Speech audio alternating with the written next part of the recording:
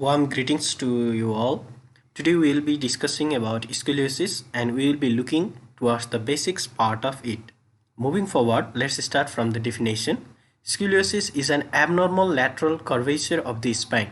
So as you all know that the spine is supposed to be in an straight alignment when we are in an erect posture. But in case of scoliosis, what happens is that the erect alignment is lost and there is certain lateral curvature of the spine. So another definition you can see here, the lateral curvature of the spine on frontal plane. So what is frontal plane? Frontal plane is nothing but a coronal section.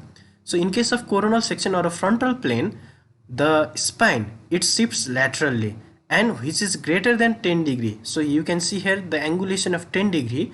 So this is nothing but Cobb's angle. So we will be discussing about Cobb's angle in a lateral part when measured on a standing radiograph. So till now what you keep in mind is that scoliosis is nothing but an abnormal lateral curvature of the spine. Before moving forward, let's look at the normal anatomy of the spine. So you see here, this is our spine.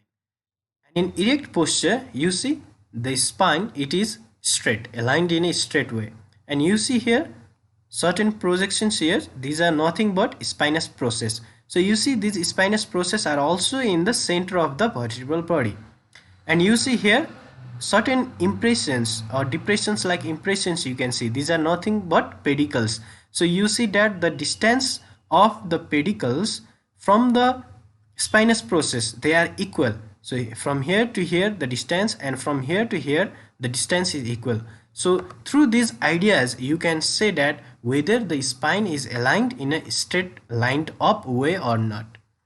And another thing to keep in mind is that so you can see here, this is your cervical spine, this is your thoracic spine, and this is your lumbar, and this is your sacral.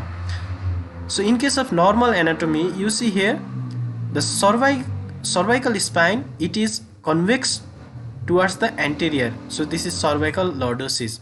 Similarly, lumbar spine, it is also convex towards the anterior side, whereas thoracic, it is convex towards the posterior side, kyphosis, and sacrum is also convex towards the posterior side. So you see here, this is your normal spine in erect fashioned way, and here you can find the spinous process which are aligned in a straight way. And then we already told here something about pedicles, isn't it? So what are pedicles? Pedicles is this part. So when you see this pedicle in a X-ray, you will see like this. So this is just a normal anatomy of his spine. So let's revise the definition. Till now what we discussed, what is scoliosis? Scoliosis is an abnormal lateral curvature of the spine, isn't it? Which plane deformity was it? It was coronal. But there is some issues with the definition in itself. So is it only the coronal deformity? I don't think so. So what we have to understand is that scoliosis is a 3D deformity.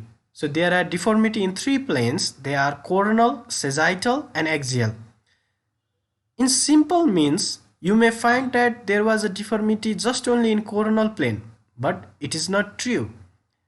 You have additional 2 deformities, that is sagittal. So in case of scoliosis, there can be certain degree of hypokyphosis of the thoracic vertebra, or there can be certain degree of sagittal plane involvement also, and there will be the rotational deformity of the vertebral bodies. So there will be the axial deformity going on in the scoliosis. So you see here,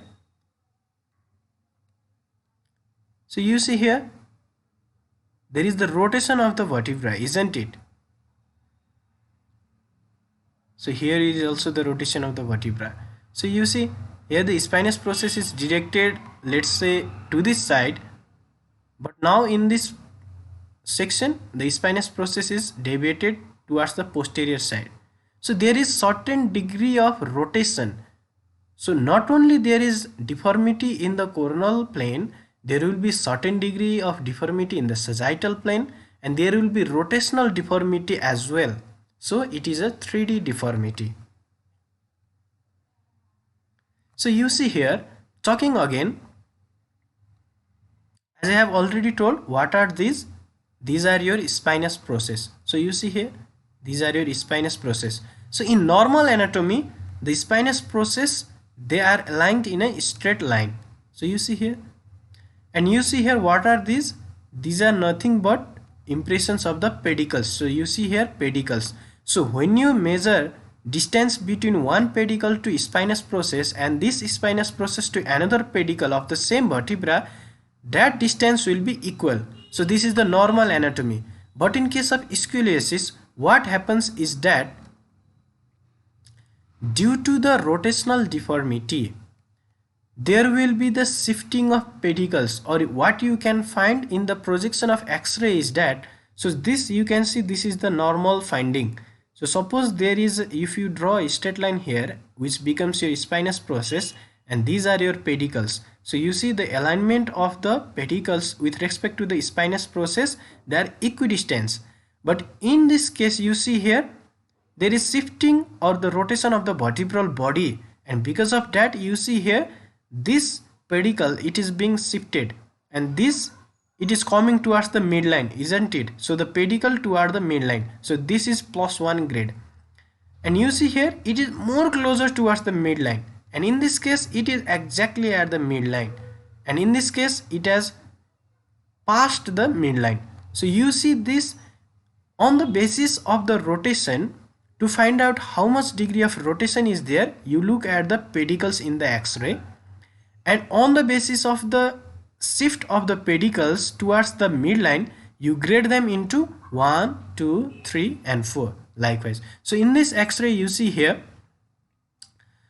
so there is one dotted line and there is one straight line. So what are these lines? These lines are nothing but, so when we draw a straight line from the spinal process of C7 vertebra and another straight line called center sacral vertical line, CRVL line. So this is this one. So you see here this straight line, this is CRVL line and this is plump line. In normal anatomy these two lines are supposed to be together, but you see here they are not together, there is spacing between them, and this spacing is justified by a scoliosis. So you can see here there is scoliosis whose convexity is directed towards the right side. Since there is heart, so this has to be left side, so the convexity is directed towards the right side, isn't it? And if you note here, so here you can see a circular impression, so this is the pedicles. So when we move on above, so you see here only one pedicle is seen, another is being lost. So why is there? This is because due to the rotational deformity of the vertebral body. So now let's discuss what are the different kinds of deformities that we can find in a patient with scoliosis. So you see here, the first one is that you have uneven shoulders. Why do you have uneven shoulders? Because there is certain angulation and convexity. Because of this convexity, this shoulder, it is tilted downward. So you see it is not aligned in a straight line. And another finding you can see here, curve in a spine because of scoliosis itself. And you can see here uneven hips. So if you compare the level of anterior superior iliac spine, or you can also see the posterior dimple which is representative of posterior superior iliac spine, then they will not be aligned in a straight line. So these deformities can be found in case of scoliosis patient. And another interesting and important finding which directly correlates with the severity of scoliosis is rib hump. So if you find a rib hump in a patient which is more prominent when you ask the patient to bend forward, then you have to think in mind is that it is a severe degree. And because of this rib hump, you can find disturbance in the normal pulmonary physiology, that is respiration. So you see here, in case of healthy spine, erect spine, it is straight, lined in a straight way. But in case of scoliosis, So you can see certain degree of curvature you can see here, and you can see the shoulder blades, they may be protruding, there can be a rib hump, and in some cases there can be certain degree of pain and curvature you can find, of course, and waist may appear uneven or hip elevated because of the convexity. And when there is convexity, our body tries to compensate the posture, and because of that there will be certain degree of unevenness, that is uneven plane that is found in the shoulder level and hip level. Now moving forward, what are the other deformities that you find in a patient with scoliosis? So you see in this figure, so this is scoliosis convexity lying towards this side. Suppose let's say this is right side.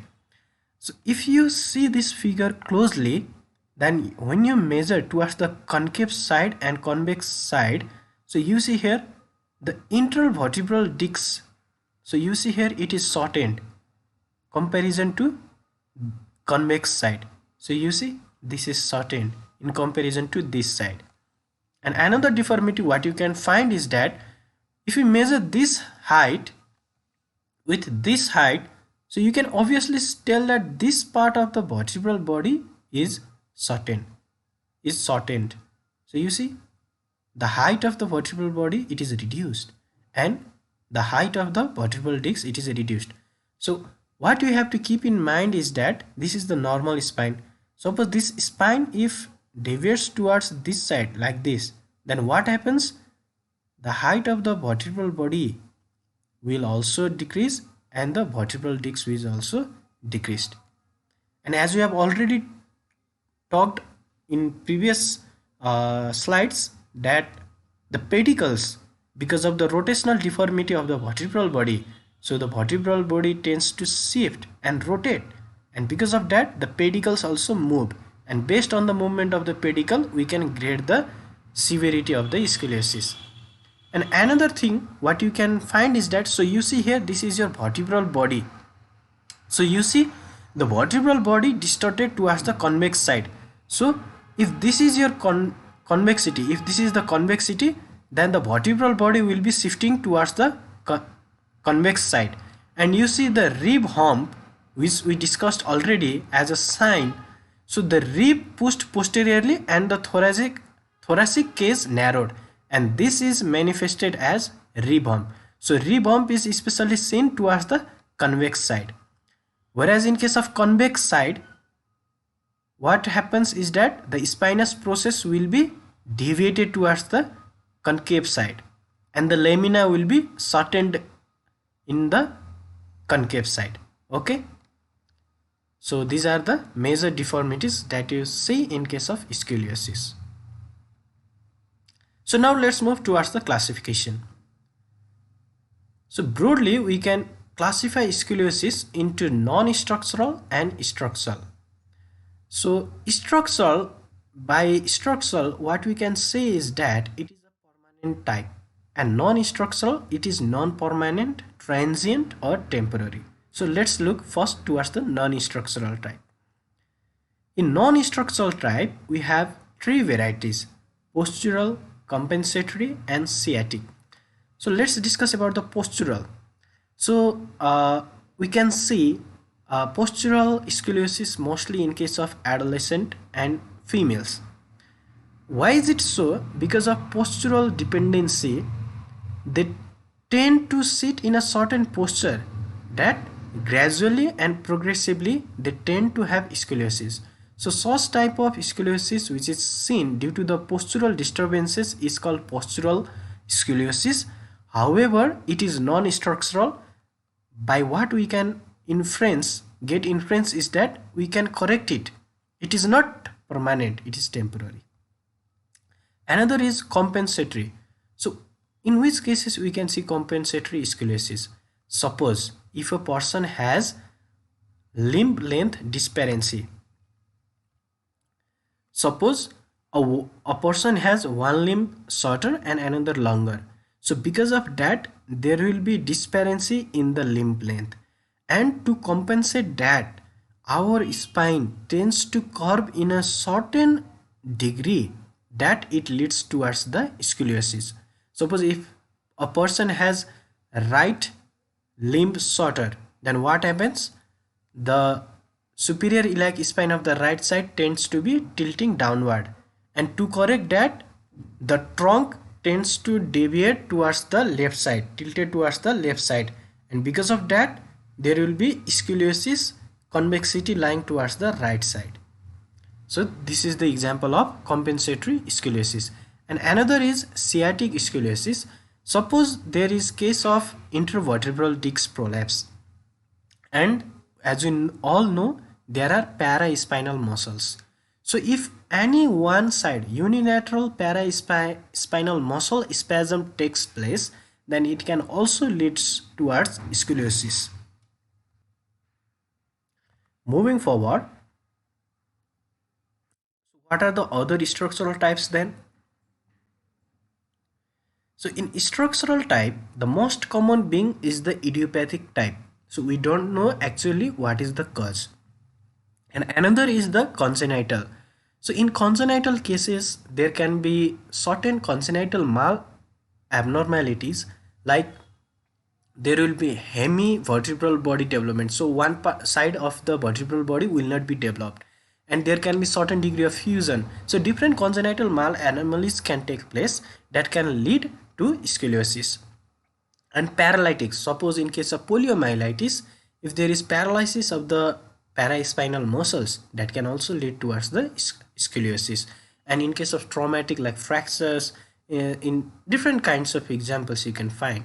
So many other like neurofibromatosis and other examples are also there which falls under structural deformity, but they are beyond the scope of today's lecture.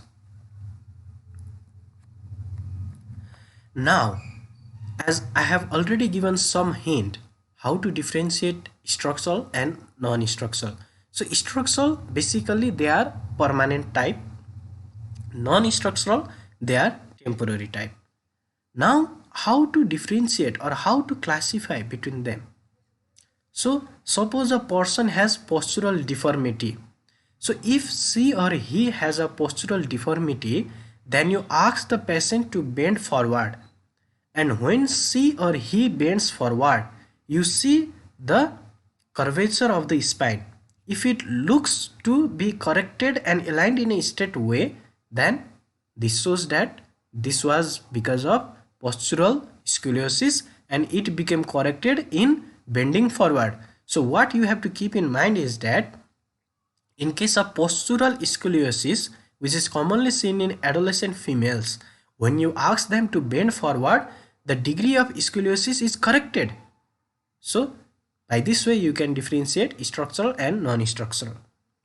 And another is, we have already talked about limb length disparity. So you see here, since this limb was shortened, so you see hip deviated towards this side, so the anterior iliac spine will be tilted towards this side, and to compensate the tilting, what happens is that our trunk tends to tilt in opposite direction. So because of that, there will be convexity of spine to this side. So if there is limb length disparity, you ask the person to sit on a table. So when she or he sits on a table, then you will find that the spine is erect. But initially when you evaluate, the spine was deviated towards the side of the limb that was shortened. So in this way you can classify whether it is structural or non-structural. So you see here another perfect example. So this limb, it is shortened. So because of shortening of limb, you can see the hip is tilting towards, suppose if this is left side, so hip is tilting towards the left side, and to compensate that, our trunk tends to tilt towards the right side, and because of that there is formation of scoliosis. So you see here the hip was tilting towards the left, the shoulder tried to compensate it by tilting towards the right, and because of that there is curvature of the spine shifting towards the left side. So this is another example, and on basis of radiographically you can also differentiate between structural and non-structural pathologies. So how you can differentiate is that, so this is the erect PA view and this is right side of the patient. So you see the convexity is towards the right side, isn't it? Now you ask the patient to bend towards the right side and left side and take the X-ray. So you see here, this is the X-ray frame in which the patient is asked to have a right lateral bending.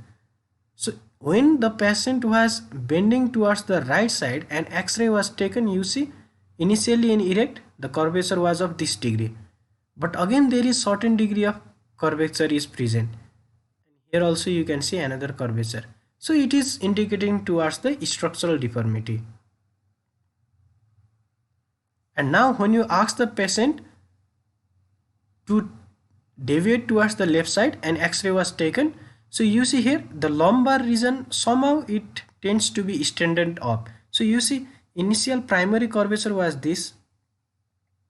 Primary curvature in case of scoliosis means maximum degree of curvature which is seen. And another curvature is here. So this is secondary curvature. Now you see in left lateral bending, the secondary curvature tends to be corrected. However, the primary curvature is there. So it is structural deformity which is permanent, which needs to be surgically managed based on the degree. So different types of curve patterns we can see in case of scoliosis. So this is the normal spine in which the spinous process is aligned in a straight line, and but in case of this figure you can see it is thoracic scoliosis where the thoracic spine is involved.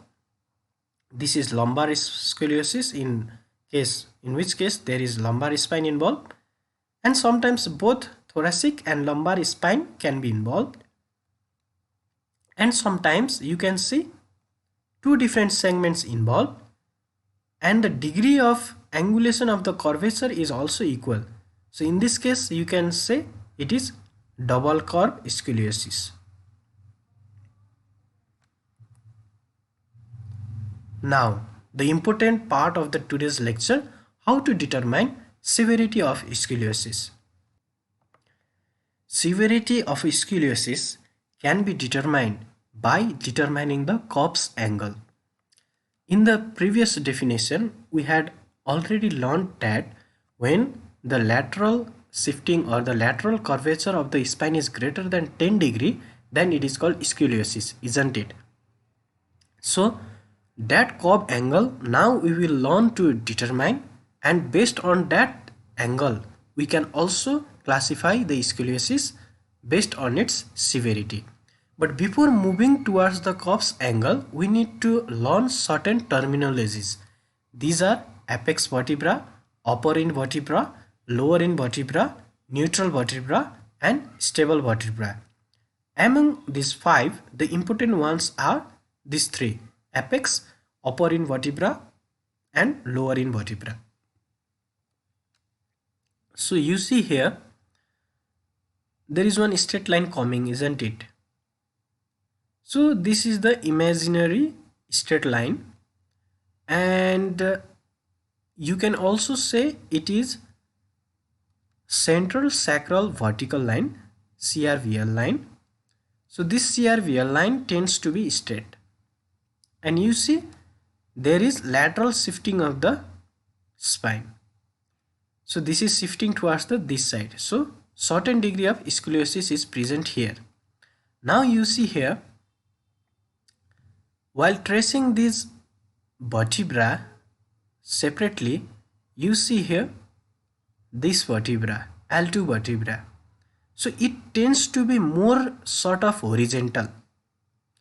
So the vertebra which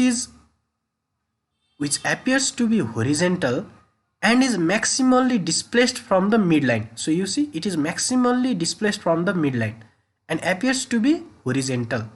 So this is your apex vertebra. Then what is upper and lower end vertebra? Now you see here, this vertebra. So again come towards L2 vertebra. This was our apex vertebra. So convexity is towards this side and concavity is towards this side. Now you see here, as we have already discussed, this vertebral body height will be, intervertebral disc height will be smaller, isn't it, than this side. So it is smaller here relative to this, it is smaller here relative to this, but you can see certain widening is here, isn't it? So this vertebra is maximally tilting towards the concavity side. So this is our invertebra. So what are the requirements to call a vertebra to be a invertebra is that it has to be maximally tilted. So it is maximally tilted. And how do you determine the tiltation? So you find the intervertebral disc height and you see it is smaller, but certainly there is certain opening up. So based on this you can say that it is invertebra. When moving towards the lower side, you see here there is certain degree of lessening, but suddenly there is widening, isn't it? So this is maximally tilting towards the concavity. So this is your lower end vertebra. Now what we do is that from the upper end plate of the vertebra of the upper end vertebra, we draw imaginary line. So this is our imaginary line. And similarly from the lower end plate of the lower end vertebra, we draw another straight line. And when these lines they meet together, certain angle is formed. This angle is nothing but Cobb's angle. So this is one method to find the Cobb's angle. But what happens is that when you take an X-ray, when you draw this imaginary line, in-plate imaginary line, they tend to come outside of the X-ray film. So in this case, another method which we can apply is that, so from the upper end plate of the upper end vertebra, we draw an imaginary line, and from the lower end plate of the lower end vertebra, we draw an imaginary line, and we draw a perpendicular line from both the lines. So we draw two perpendicular lines. So from here, one perpendicular line it is coming in this way and another perpendicular line is going this way. So now this angle here, what it is formed is the Cobb's angle. So this angle and this angle is equal, isn't it? Because this is 90 and this is 90. So this will be vertically opposite and you find this angle. So 180 minus this will be this angle. So this is altogether sum, it must be 360. So when you find this angle X will be equal to this angle Y, which is nothing but Cobb's angle. So now you see in this X-ray film, so this is your imaginary line which is equivalent to the central sacral vertical line. And you see here the spine is shifted towards the, this is the right of the patient, so this is right side. So the convexity is towards the right. So this is convexity towards the right and concavity towards the left, isn't it? So this is the convexity. Now you see here, so from here when we draw the maximum shifting vertebra and which is lying more horizontally, so this is your axis vertebra. But sometimes what happens is that when we draw a tangential line, it is not mandatory that the vertebral body needs to be always at the distal part from the midline. Sometimes there can be intervertebral disc. So in this case intervertebral disc is in tangential line, intervertebral disc is coming, so the maximally displaced part is intervertebral disc. So clear cut axis vertebra, we can say for this also, but here it is intervertebral disc. Now upper end vertebra, so you can see here the magnitude, there is certain opening up. So this is maximally tilted vertebra, and you see here this is another maximally tilted vertebra. So this is your upper, this is your upper, and this is your lower end vertebra. And another we haven't talked about is neutral vertebra. So you see here the pedicles and spinous process. When the alignment of the pedicles appear to be normal, then this vertebra is called neutral vertebra. And another is stable vertebra. So you draw a central sacral vertical line, and when this line bisects the vertebra into two equal halves, then this vertebra is said to be stable vertebra. And what is the importance of stable vertebra is that when we do a surgery, then instrumentation must be done up to this level to attain the maximum prognosis. So you can see here, this is your convex part, here convex outward, concavity inward. So now you see here, what is the apex vertebra? This is the apex vertebra. Why? Because if you draw a midline here, somewhere here, so the maximally displaced vertebra is this, and it is more sort of horizontal. And what are the invertebrae? So you see this vertebra here, so it is maximally tilting, isn't it? And you see here in concave side, so this is shortened, this is certain opening up is seen or not here. So based on this finding, you tell that this is the invertebra, upper invertebra. And similarly, it is shortened, it is shortened, it is shortened, shortened opening is there, isn't it? So this is lower invertebra. And now you draw an imaginary line from the upper end plate of the upper invertebra, and another imaginary line from the lower end plate of the lower end plate of the lower invertebra. And then now you draw a perpendicular line from both of them. So this is one perpendicular line and this is another perpendicular line, and you draw an angle here. So this angle is tend to be 58 degree. So as we have already discussed, if that angle is greater than 10 degree, then it is scoliosis. But in case you see it is greater than 50 degree, so it is severe type. So if it is less than 25 degree, then it is mild. 25 to 50 degree it is moderate, and greater than 50 it is severe degree. So here you can see another example. So this is your apex vertebra, these are your upper and lower end plate vertebra, and you draw a perpendicular line and angle is formed. So the Cobb's angle is 43 degree. So this is another example from an X-ray. So here you can see one curve and another curve. So major primary curve is this one. This tends to be your apex vertebra, and this is your upper end vertebra, and this is your lower end vertebra. So you draw a line, and from there perpendicular line is this one, and perpendicular line is this one. So you find the angle to be 24.44 degree. So it is of mild to moderate grade. So these are the other examples which you can work out. So you see here, this is the primary curvature. So somewhere here it lies your apex vertebra, this is your upper end vertebra, and this is your lower end vertebra, and you find here angle A, this is your Cobb's angle. So let's recall what we have discussed till now. So let's start from the definition itself. So what is scoliosis? There is abnormal lateral curvature of the spine in which plane? In coronal or frontal plane, and that angulation needs to be greater than 10 degree, which is found by Cobb's angulation, Cobb's angle, which is Cobb's angle, isn't it?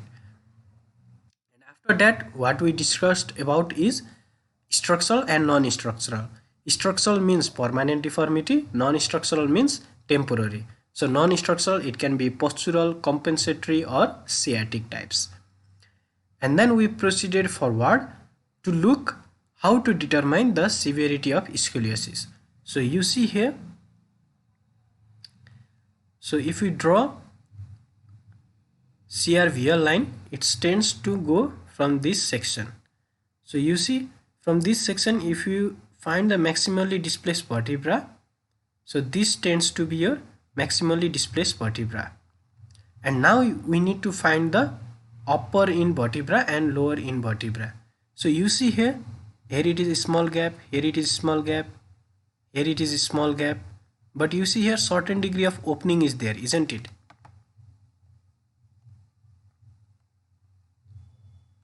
So you see certain degree of opening is here.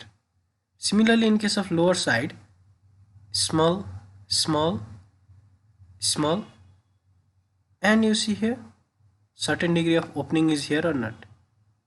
Yes. And greater than this, another certain degree of opening is here. So you see that this vertebra is maximally tilting. Certain widening is there, but you see there is greater degree of widening, and this is maximally tilting, isn't it? So this is maximally tilting. So when you determine this is our upper end vertebra, this one is our upper end vertebra, and another this one is our lower end vertebra. Now what you do is that we draw a line. So we draw a line from the upper end plate of the upper end vertebra and another line from the lower end plate of the lower end vertebra. So this line becomes, we need to draw a straight line. Well, I am drawing with hand, so it is not straight. And another line, it goes, sorry, so it goes like this. So now you draw a straight line which is perpendicular. So suppose let's say this is your perpendicular line, and from here we draw another perpendicular line, suppose this one. And now when we intersect this perpendicular line, so certain angulation is made here. This angulation is nothing but Cobb's angle. So this line needs to be straight line. I have made freehand line which are not straight, but the concept which you need to get is that somewhere here lies your apex vertebra. So these are your upper end vertebra, this and this one. This is upper end vertebra, this is lower end vertebra. So you draw imaginary line from the upper end plate of the upper end vertebra and lower end plate of the lower end vertebra, and then you draw a perpendicular line, and then the intersection point you find the angle. That angle is the Cobb's angle.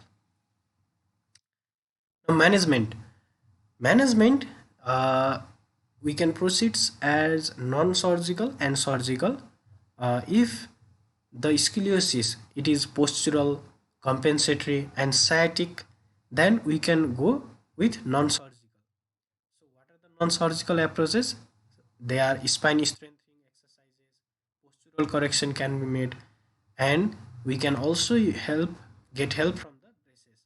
So different kinds of braces are there, like Milwaukee brace, Boston brace and Charleston brace. So this is the example of Milwaukee brace, and this is the example of Boston brace, and this is the example of Charleston brace. So surgical, so in which case we need to do surgery. So you see here indication of surgery. Suppose your Cobb's angle is greater than 50 degree and your skeleton is fully matured, then we go for surgical management. Another is, suppose let's say that skeleton it is not matured but the Cobb's angle is greater than 40 degree, then in this case also we need to go for surgery. And how do you find the skeletal maturity? So one important is the research grading. So in research grading, in iliac crest, in ilium, so there is ilium hypophysis. So when maturation takes place, that ilium hypophysis, they tend to get fused with the ilium. So when you see the X-ray, then you will find the degree of fusion. Suppose if only this much segment is fusion, then this is grade 1. If up to here, grade 2. If up to here, grade 3. If up to here, grade 4. So similarly you have the grade, and this grading is research grading.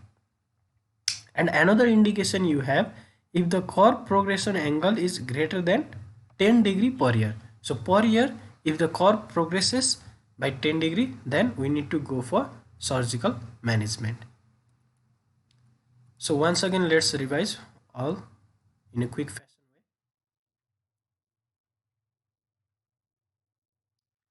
So the important definition being, there is the lateral curvature of the spine in a frontal plane.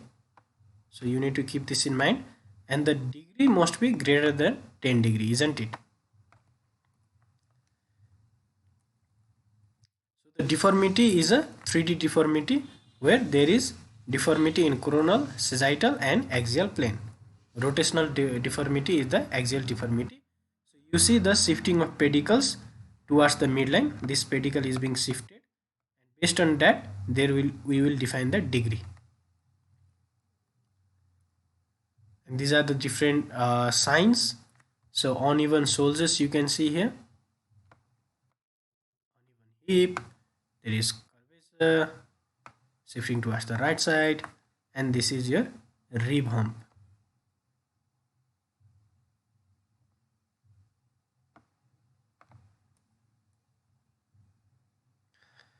And these are the other deformities. And we talked about structural and non-structural, structural being permanent, non-structural being temporary, bending forward for postural scoliosis, and sitting on a bench for compensatory limb length disparity cases.